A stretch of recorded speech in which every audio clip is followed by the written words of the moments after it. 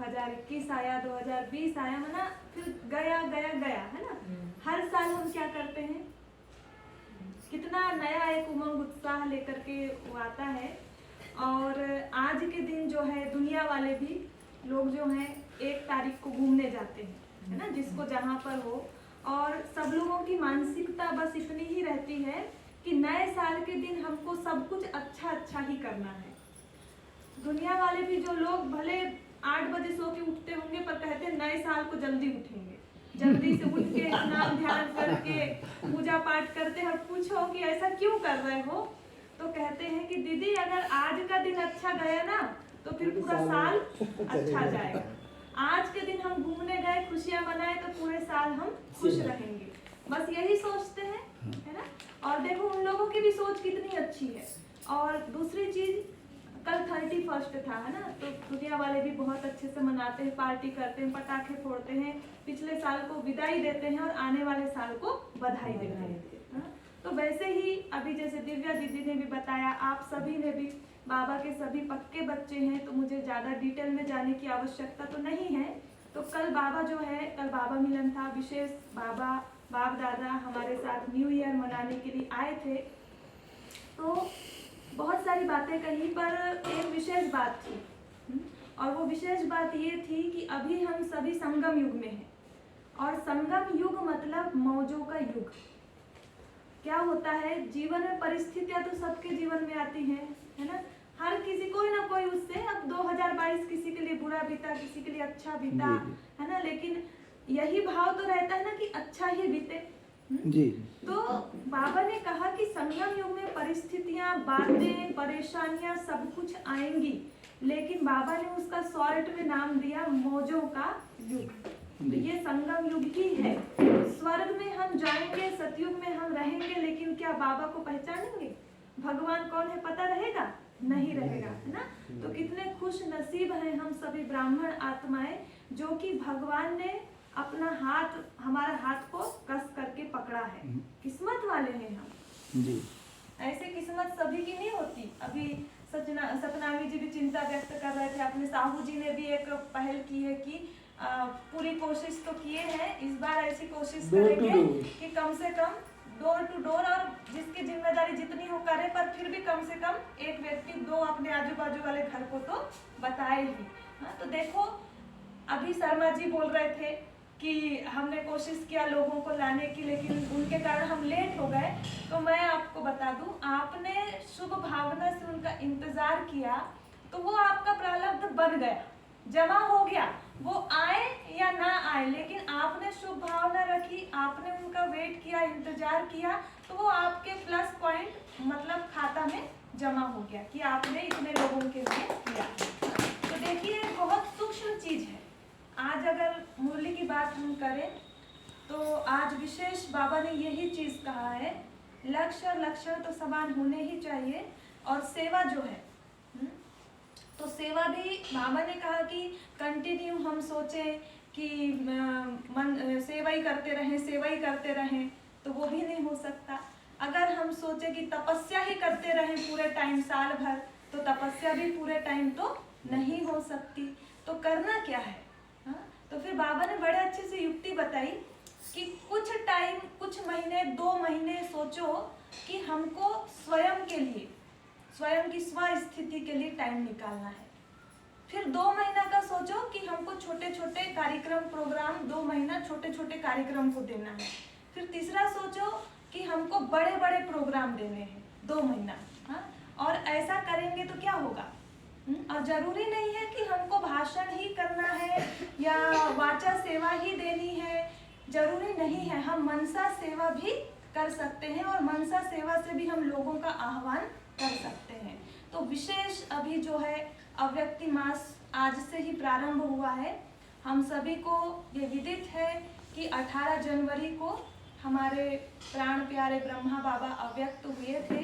तो 18 जनवरी के दिन तो हम विशेष योग तपस्या भक्ति करते ही हैं, लेकिन इस बारी जो है इंदौर जोन की तरफ से पूरे 31 दिन का प्रोग्राम आया है, 1 तारीख से लेकर के 31 तारीख तक का।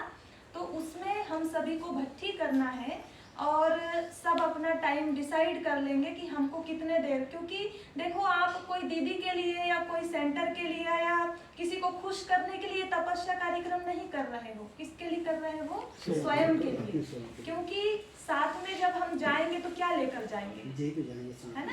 सबको पता है कि कुछ लेकर के नहीं जाना है, सब कुछ यहीं धरा रह जाएगा, लेकिन क्या लेकर के जाएंगे हम? अपन जो शुभ कर्म कर रहे हैं या जो भी कर रहे हैं वही चीज तो हमारे साथ जाएगा जी। और एक बात बाबा ने आज ये भी कही कि हमको हर चीज को, जैसे कई बार हमारी टेंडेंसी बन जाती है ना कि नहीं ये तो निगेटिव है, ऐसे होगा ही, तो कुछ हो ही नहीं सकता, मतलब पूरा फिक्स है अंदर में, तो फिर वो क्या होगा? वैसा ही होगा। इसीलिए बाबा ने कहा कि भले कोई कितना भी निगेटिव हो, लेकिन हमको क्या रखना है? पॉजिटिव रखना है, संकल्प। कभी किसी के प्रति गलत नहीं सोचना है, शुभ भावनाएं रखनी है।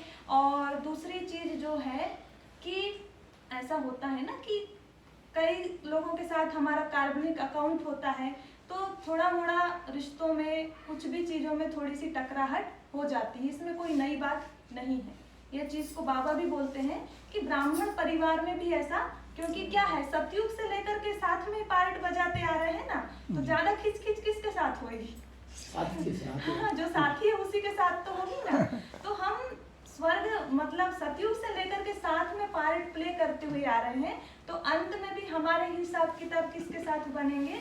जो हमारे साथी आत्मा है उसी के साथ बनेंगे। तो क्या करना है हमको?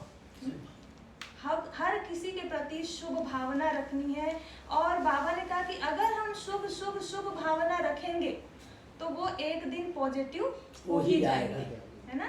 तो इसीलिए इस बात पर विशेष अटेंशन देना है। और दूसरी चीज कि कई गिले शिकवे होंगे, कोई भी बातें होंगी, तो साल 2022 गया, है ना? तो हमारे अंदर भी जो भी कड़वाहट होगी, गंदगी होगी, ऐसी कोई बात नहीं है, है ना? क्योंकि हम सभी कौन है? मनुष्य हैं, अभी देवता तो नहीं बने हैं, बनने की तैयारी चल रही है ना जी। तो इसीलिए देवता बनने की तैयारी चल रही है, तो जो अच्छे अच्छे दैवी गुण हैं उनको हमको अंदर लाना है। और जो हमारे अंदर की कमियां हैं, कोई भी प्रवृत्ति हो सकती है, क्योंकि ये हमारा जो शरीर है ये 5 तत्वों का बना हुआ है। और इस शरीर की पहुंच कहाँ तक है? सिर्फ 5 तत्वों तक ही है। उसके ऊपर शरीर जा सकता है क्या? नहीं जा सकता। 5 तत्वों के ऊपर अगर उड़ान भरनी है तो वो केवल हमारी आत्मा ही भर सकती है। हाँ? तो सबसे पहली बात, अगर हम कोई भी काम करते हैं तो एक दिन में मुझे लगता है 50 बार बोल देते होंगे कि मैं, है ना, मुझे यहाँ जाना है, मुझे सेंटर जाना है, मुझे योग करना है, मैं नहीं करूँगा तो कौन करेगा। और कोई भी चीज हो तो मैं ना जाने कितनी बार आता है जी। है ना? तो बाबा ने कहा कि नहीं, मैं मतलब जैसे ही अपने मन में मैं आता है तो सोचो कि मैं कौन, तो फिर उसी समय हमारी निराकारी स्थिति हमको याद आनी चाहिए कि मैं एक ज्योति बिंदु आत्मा हूँ। तो उसी जो देह अभिमान वाली जो चीज है ना, एक देह अभिमान एक बहुत मोटी चीज है, उससे जो सूक्ष्म चीज है वो क्या है? सूक्ष्म बातें, छोटी छोटी। अभिमान कई प्रकार का हो सकता है, किसी को ज्ञान का, किसी को पढ़ाई का, किसी को सुंदरता का, किसी को ऐश्वर्य का, किसी को अपने जो धनी साथी होंगे उन लोगों का घमंड कई प्रकार का हो सकता है ना? तो बाबा ने कहा कि सबसे ज्यादा जो गिराने वाली या उठाने वाली जो चीज है वो है मैं। और जैसे ही हम सोचते हैं, जैसे बाबा ने कहा ना कि हम साकार में पार्ट प्ले करने के लिए आए हैं, तो मैं आत्मा पार्ट बजाने के लिए यहाँ आई हूँ। जो कर्म करना है करो शरीर में आकर के, और जैसे ही काम पूरा होता है तो निराकारी स्थिति में स्थित हो जाओ।